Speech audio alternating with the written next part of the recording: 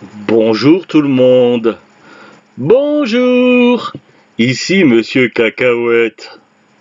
Ici Monsieur Cacahuète et Zou qui est dans le couloir. Aujourd'hui nous sommes samedi 20 avril 2024.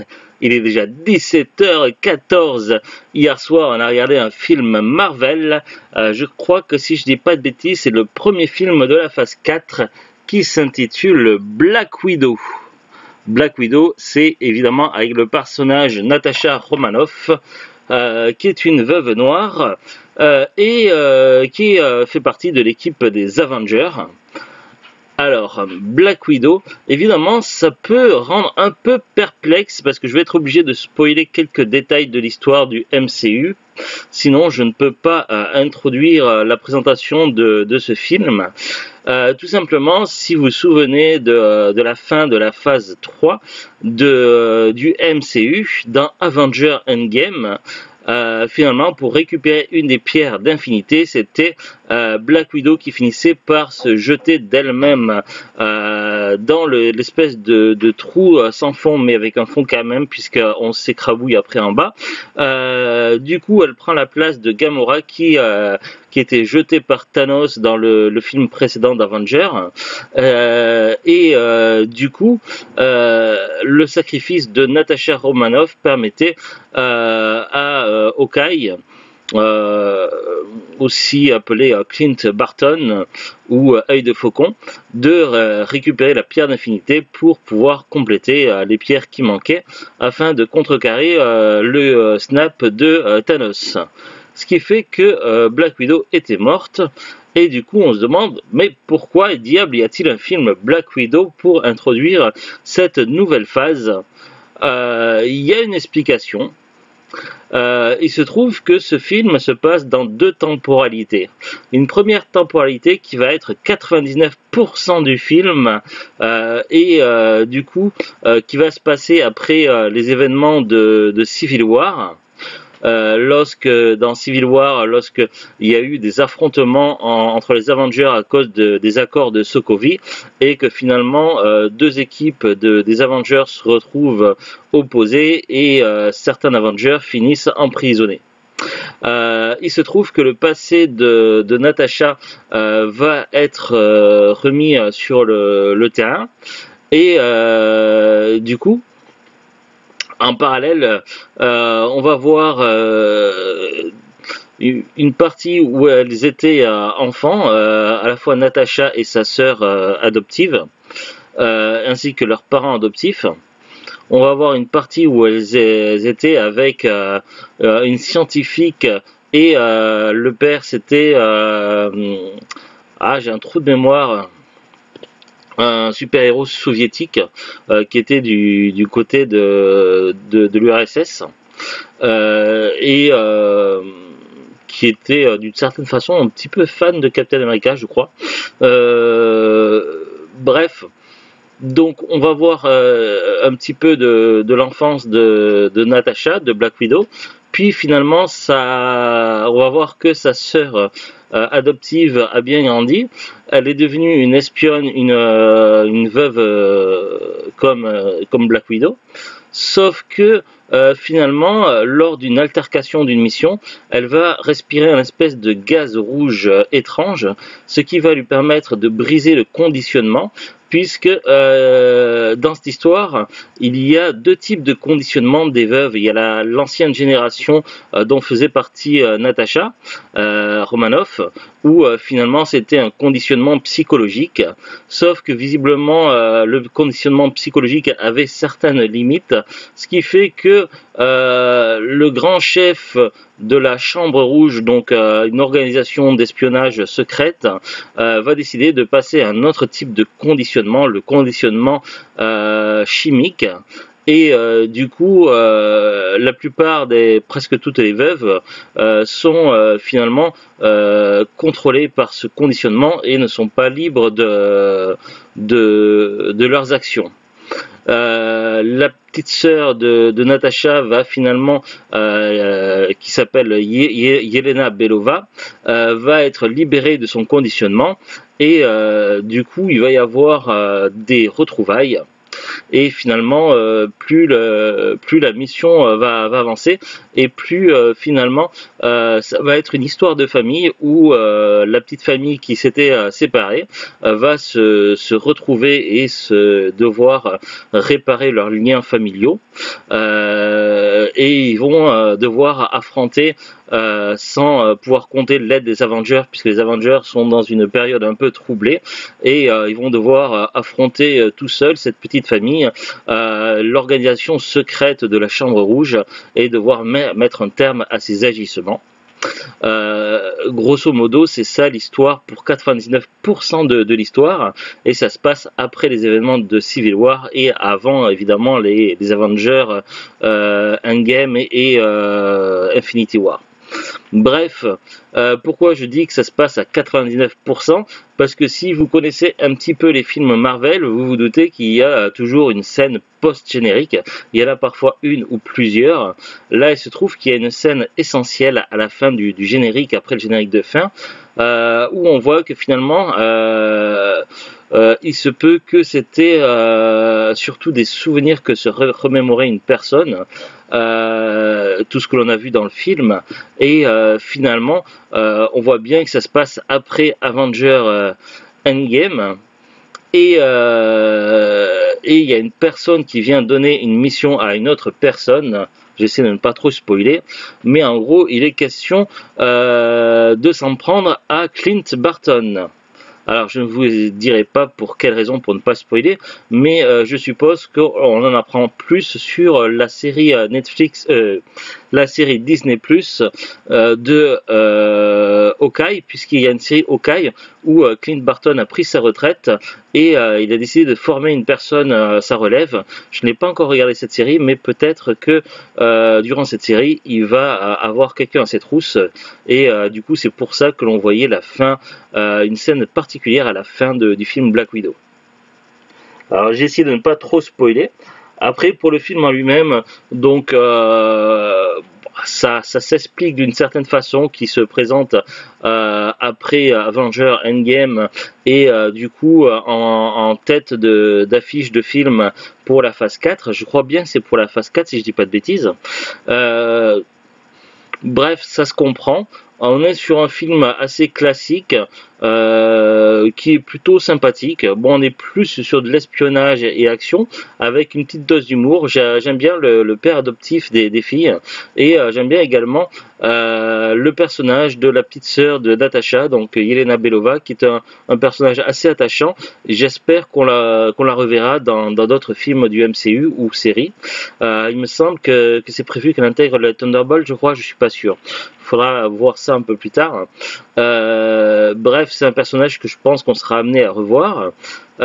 Et du coup, elle a mis en lumière également ce personnage, Yelena. Elle a mis en lumière le pourquoi du comment Natasha prend une pose un peu particulière à chaque fois qu'elle tombe, un peu comme Tony Stark, et qui a sa pose fétiche. Mais bon, là c'est plutôt pour le côté amusant de l'histoire. Bref, donc voilà, c'est un film plutôt sympathique, espionnage, action, un peu d'humour. Ma foi, il est assez complet et il est assez correct. Le doublage VF est de bonne mise. Je suis pas du tout déçu. C'est un film que je pourrais revoir à l'occasion et qui m'a plutôt bien plu. Voilà. Après, si on connaît pas l'univers du MCU, qu'on n'a pas vu les autres phases, à la limite le film peut être vu quand même, puisque ça reste un film d'espionnage. Mais voilà, c'est quand même mieux d'avoir vu d'abord les autres phases, d'avoir tout vu dans l'ordre. Ma foi, je suis plutôt content et satisfait. Ça fait partie on va dire, presque de mes films coup de cœur. En tout cas, on va aller voir maintenant ensemble l'affiche Wikipédia.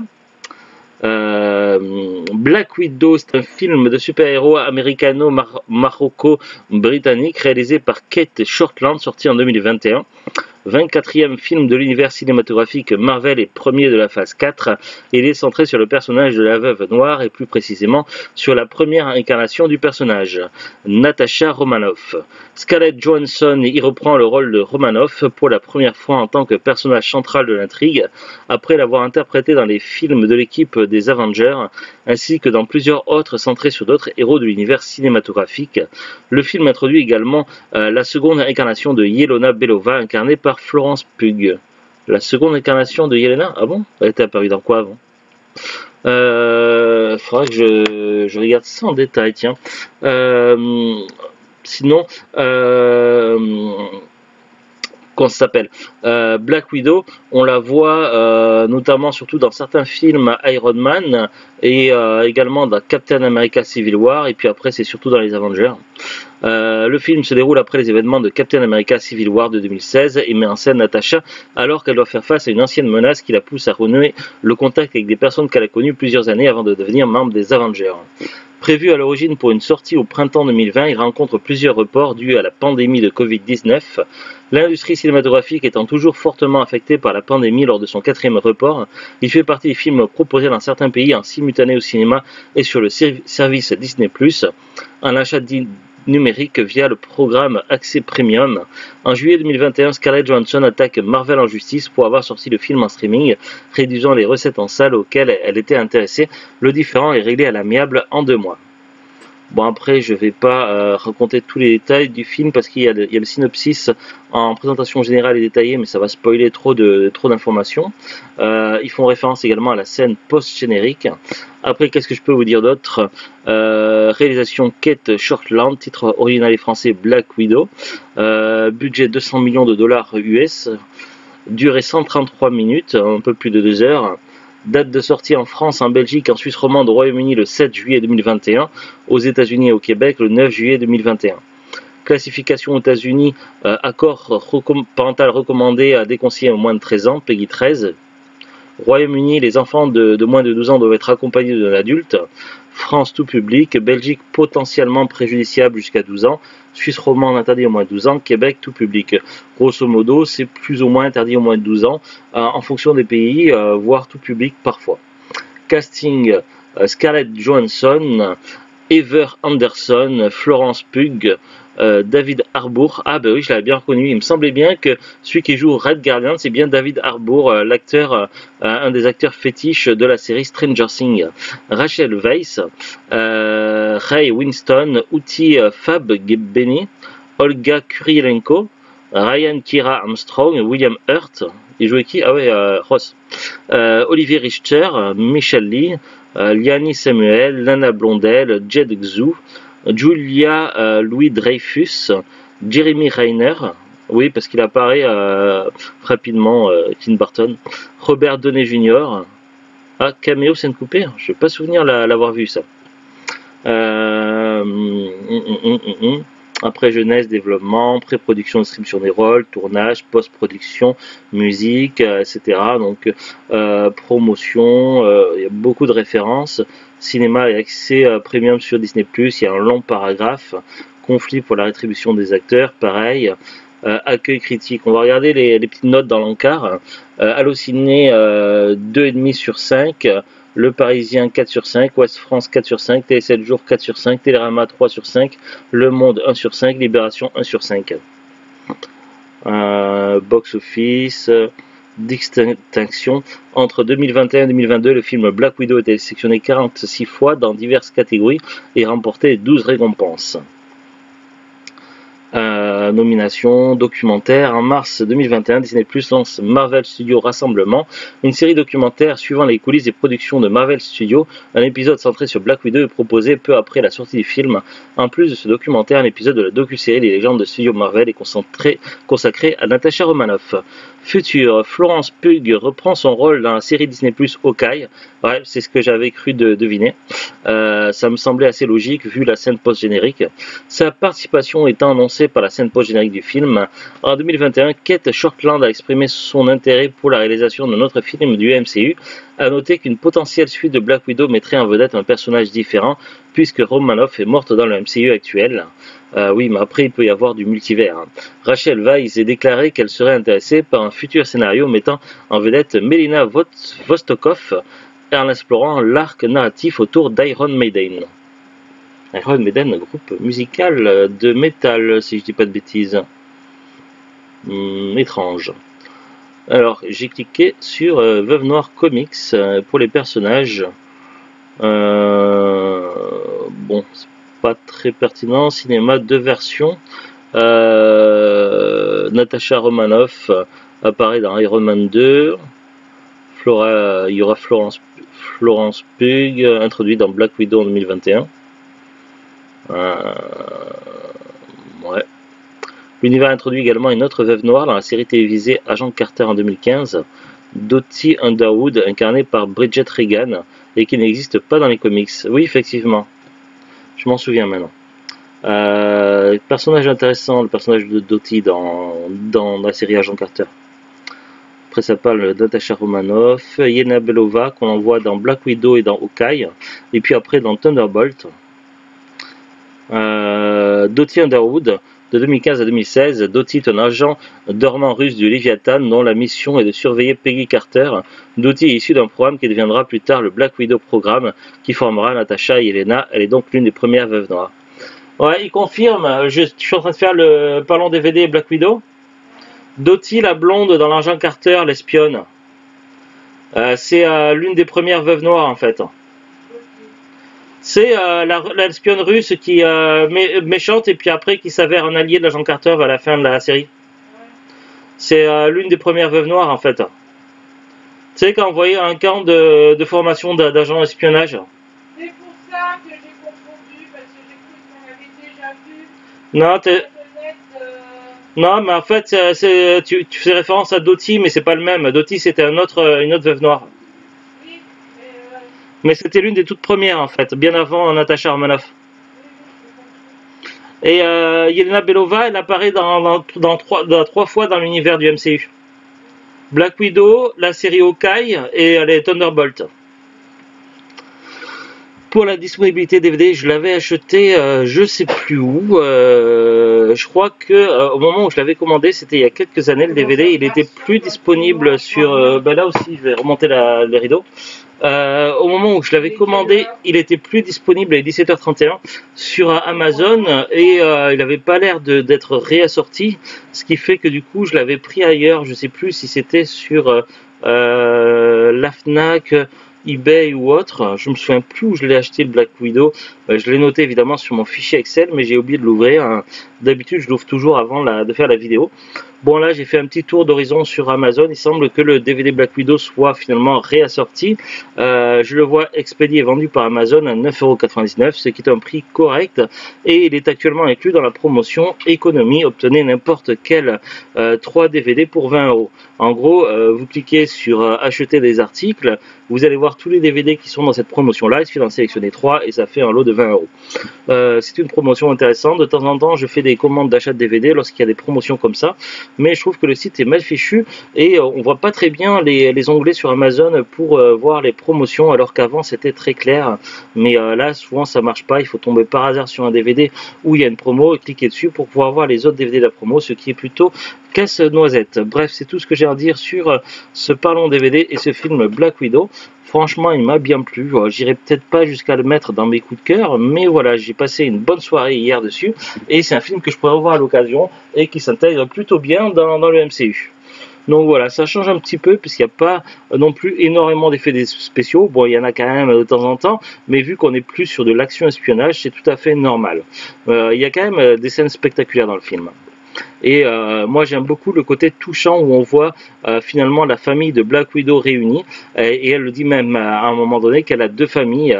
Elle a sa famille côté russe et sa famille côté Avenger et là du coup le temps de cette mission elle fait les réconciliations avec sa famille russe et puis après à la fin de la mission, elle dit qu'elle va essayer de faire en sorte de remettre sur les rails et sa famille côté Avenger.